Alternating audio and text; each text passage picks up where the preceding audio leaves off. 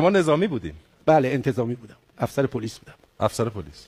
بعد از این خصوصیات نظامیگری در کارم استفاده میکنین تو بازی‌ها، تو تمرینات؟ ما یه دونه استاد داشتیم، نمیدونم الان هستش یا نه، انشالله که خدا اگه هستش سلامتی و طول عمر بهش بده. خیلی آقای جامسنگ صادقیان، جامسنگ دکتر صادقیان فوق العاده قوی بود.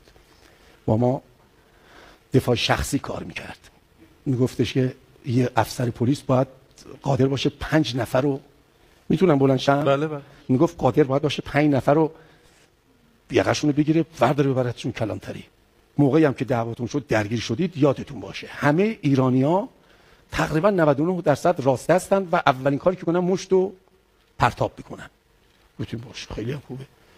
به ما یاد داده بود یه کاتایی رو که میگیم دفاع شخصی، بله جودو دفاع شخصی.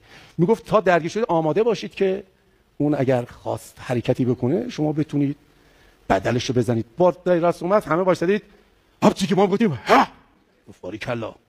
گفت چون اونا ایرانی‌ها اینجوری میزنن. دومی گفت دومی رو زده، هرچی که تو ما گفتیم. گفت سومی رو معمولا ایرانی‌ها میزنن تو شکمتون، چهارمی رو میزنن آپرکات. یاد داده بود به ما. خیلی هم حساس بود به ما دانشجوهاش. گفت باید 5 نفره بزنید.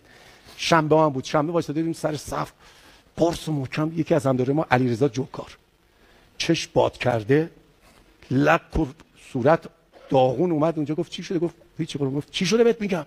خیلی ماشاءالله قوی. گوشو میگرفت ارجا میآورد بالا. گفت قربان دعوام شد. میخواست توجیه کنه که من یادم. گفت چند نفر بودن؟ گفت قربان 1 نفر.